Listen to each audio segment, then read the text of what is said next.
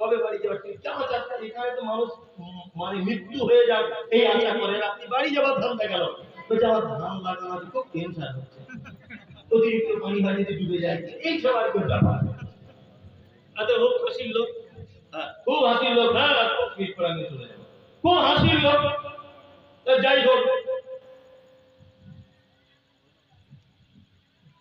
খুব হাসির লোক আর কি তা আমি চাচাকে একদিন বলছি চাচা তুমি যে হজে এলে তওয়াফ করলে সব করলে তো তোমার এত মাঠ সংসার এত টেনশন কেন বলছে না আমি চাষবাস করি তো জীবনে বাড়ি থেকে কোথাও যাইনি বা আজকে জীবনের প্রথম বাইরে এলাম এরকম একটা লোক যাই হোক আল্লাহ তাআলা যে বলছেন মুমিন যে কোরআন তেলাওয়াত শুনলে তার অন্তর ভরে যায় তার একটা দৃষ্টান্ত আপনাদের সামনে আমি পেশ করছি আবার ইমাম ফার্স্ট ইমাম ডক্টর আব্দুর রহমান আসুদাই হাফিজাহুল্লাহ আল্লাহু আকবার তিনি বেশিরভাগ ইশার আর ফজরের সালাতের ইমামতি করতেন যত নিষ্ঠুর লোক উনি যখন কোরআন তেলাওয়াত করেন আর জাহান্নামের আয়াতগুলো যখন আসে জাহান্নামের আয়াত উনি বাচ্চা ছেলের মতো ডুবলিয়ে ডুবলিয়ে কাঁদেন আল্লাহু আকবার আমি আবার 29 তারিখে যাচ্ছি ইনশাআল্লাহ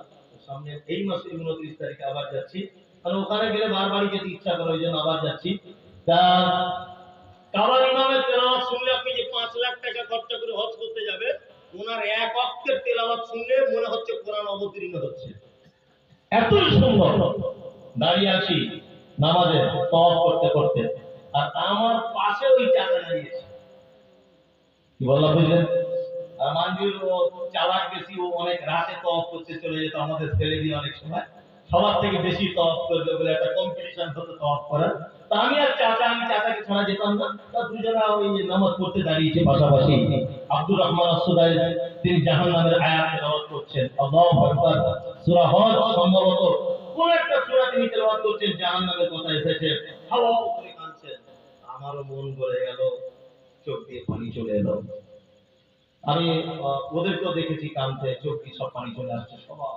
Ethiopia Tanzania German Japan Kuwait France পৃথিবীর যে জায়গা থেকে লোক এসে হাওয়া করে কাঁদছে আমার পাশের চাচা অশিক্ষিত লোক কোরআন জানে না বাংলা জানে না উর্দু হিন্দি কিছুই বুঝে না একেবারে পল্লী গ্রামের দেহাতি মানুষ আমার ডান দিকে চাচা দাঁড়িয়ে দেখছি হাও হাও করে কাঁদছে নামাজ শেষ হয়ে গেল চাচাকে বললাম চাচা আমি মুমতাজির ইসলাম একটু কোরআন না হয় বুঝি যে জাহান্নামের কথা আল্লাহ বলছে এই জন্য না হয় আমার চোখে পানি চলে এলো চাচা তুমি কেন কাঁদলে বলো চাচা বলছে মুমতাজুল তুমি আমার বেটার হয়েছি শোনো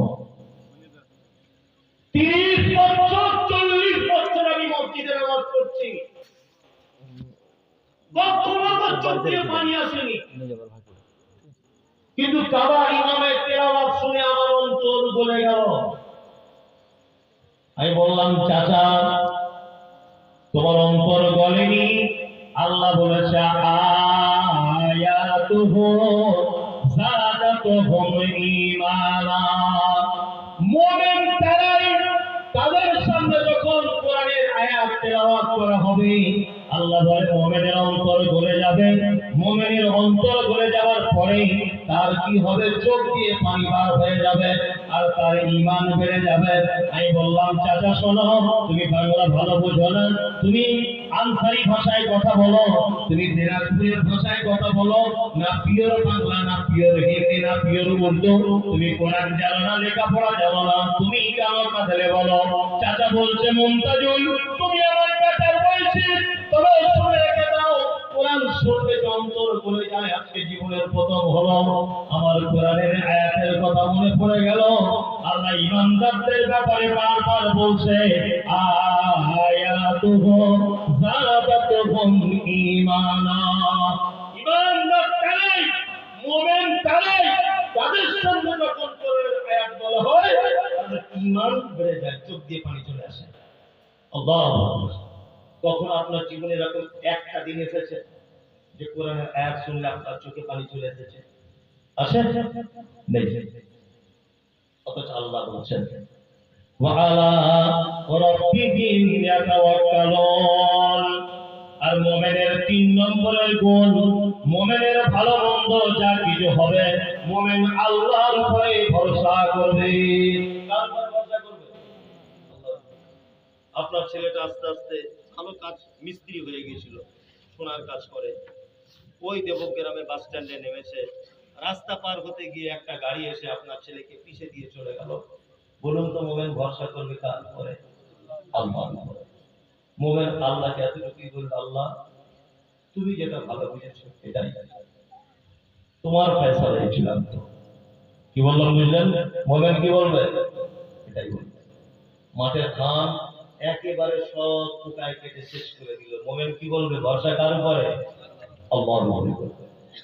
আল্লাযীনা ইউকিমুনাস সালাতা ওয়া মিম্মা রাযাকনাহুম ইউনফিকুন। মুমিন সালাত আদায় করবে, নামাজ পড়বে। নামাজ পড়েন? কারা কারা পড়েন নামাজ? 5 ওয়াক্ত। বাঁ হাত তুলছেন কেন? আবেগে তুলছে। অনেক মানুষ নামাজ পড়ে, আলহামদুলিল্লাহ নামাজ পড়ে। নামাজ ছাড়া বাঁচার কোন রাস্তা নেই। আমাদের সমাজে অনেক কোয়ালিটি নামাজি আছে, আছে না? অনেক কোয়ালিটি, 3-4 কোয়ালিটির নামাজি দেখতে পাওয়া যায়। তার মধ্যে একজন জোহরে যায়, আসরে যায় না, মাগরিবে দোকান খুলে এসার দোকান বন্ধ করে, ফজরে ঘুম ভাঙে না, এরকম লোক আছে, আছে না? আর কিছু লোক আছে দেখবেন যে শুধু জুম্মায় জুম্মায় যায়, মানে এমন আপন মেকে আর পাঞ্জাবি পরে যাবে মনে হচ্ছে আব্দুল কাদের জেলানি ঢুকছে জুম্মায় জুম্মায়, তাই না? আর একটা নামাজি আছে শুধু 2 ঈদে যায়, আর ঈদে গিয়ে ঝামেলা বাঁধায়, ঝামেলা বাঁধায় না? আর কিছু লোক আছে যে ঝামেলা করে তাকে বলে এই হচ্ছে শালা বাপের বেটা, যা বলে সামনাসামনি। কিছু লোক আছে দেখবেন জুম্মার নামাজের পরে যদি 10 মিনিট দেরি হয়ে যায় বা খুতবা বা কিছু, মসজিদে গেটে এসে দেখবেন চিল্লাচিল্লি করে। আপনাদের এলাকায় পাওয়া যায় এরকম লোক? অনেক অনেক। আর কিছু লোক যে চিল্লামিল্লি করে তাকে পাম দিয়ে ফুলে দিয়ে বলে হক কথা গেলামে বলার মতো তুই আছিস, আর ও ভুলে গিয়ে আবার বলে ইমাম সাহেব তোমার চাকরি 12টা বাজিয়ে দিল। আসলে ও মানুষ না, ও দয়াকার দয়াকার, বলছে গাধার বেটা গাধা। কারণ হচ্ছে যার নিজের সম্মান নেই সে অপরের সম্মান নিয়ে ছিনিয়ে নিয়ে খেলে। কি বললাম বুঝলেন? হ্যাঁ, ও তো নিজেরই মান সম্মান নেই, তো ও ইমাম সাহেবের মর্যাদা বুঝবে কি করে? কি বললাম বুঝতে পারছেন? জি, যে কথা বলছিলাম সেটা হচ্ছে এই, আর একটা নামাজি আছে 5 ওয়াক্তই পড়ে তবে বুঝবে কম, কিছুই বুঝবে না। 30 বছর নামাজ পড়ছে, এখানে কালো দাগে মানে সেই ঘাটা পড়ে যায় না, কি বলে ঘাটা পড়ে গেছে, কিছু বুঝে না। 30 বছর নামাজ পড়ছে, চাচা নামাজ কত বছর পড়ছে? বলছে বাপ 30 বছর পড়ি। আচ্ছা রুকুতে গিয়ে কি বলে বলো তো? কিছু এটা কি আছে আমি কোন মিষ্টি। আচ্ছা চাচা এই সেজদা থেকে উঠে কি বলে? একবার সেজদা দিয়ে উঠে কি বলে মাঝখানে? বলছে তোর কবর হিসাব দিয়ে দিবি, আমার কবর হিসাব আমি দেবো, তুই কেন ফটো ফটো কি বলতো? একটা লোক সেজদায় গিয়ে পা দুটো ফাঁক করে দিয়েছে, অনেক লোক আছে না, তা নিয়ম কি? পাটা এক জায়গায় করতে হবে। একজনে গিয়ে বলে দিচ্ছে চাচা পা দুটো এক জায়গা করে এরকম করে রাখবে। যদিও বা নামাজ পড়া ধরেছিলাম তোদের লেগে রাখবো, শিখিয়ে দিচ্ছে বলে পেস্টিক পাংচার হয়ে যাচ্ছে। মানে এত জ্ঞানী লোক আর কি, জীবনে তো শেখার চেষ্টাও করেনি, কেউ শিখিয়ে দিচ্ছে তবুও সহ্য করছে না। এটি আমি জানি লোক আছে না? চাচা দুয়ার কুনুত জানো?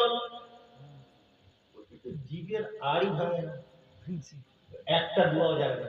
30 বছর আপনার মসজিদে কোন নিয়ে দেখবেন আছে না? আমি বহু চিটিং বা 2 নম্বরই ধাপ্পাবাজি দেখেছি। কিছু লোক দেখছি দোয়া করে কিছু জানে না, তবুও শেষ যায় গিয়া রুকুতে গিয়া দোয়া জানিস না, তার এরকম খোঁজটা করে এরকম করছিস। তার মানে এতদিন নদিয়ার লোকের সঙ্গে 2 নম্বরই করে হলো না, এখন আল্লাহর ঘরে চিটিং বাজি করছে। ঠিক ও কথা উচিত না অনুচিত? তুই দোয়া জানিস না তো চুপ করে থাক, বলিস কি? এটা তো একটা হিসাব যে লোকটা যখন দোয়া জানে না স্বীকার করলো, ও যে প্রত্যেক জায়গায় রুকুতে গিয়ে ও বলে কি? এটা প্রশ্ন জাগতে পারে কি পারে? তার মধ্যে ঢোকা আছে। এ জাতি কিয়ামত পর্যন্ত কল্যাণ পাবে না। যে জাতি জলসার দিনে বাদাম বিক্রি হয় 25 কুইন্টাল আর জিলাপি বিক্রি হয় 1 টনের কাছাকাছি, নদিয়া জেলা তো ওই জন্য বলছি, অথচ নামাজ শিক্ষার বইয়ের দোকানদার বাংলা কোরআনের দোকান লাগিয়েছে একটা লোক, একটাও নামাজ শিক্ষার বই বিক্রি হয় না। এ জাতি কিয়ামত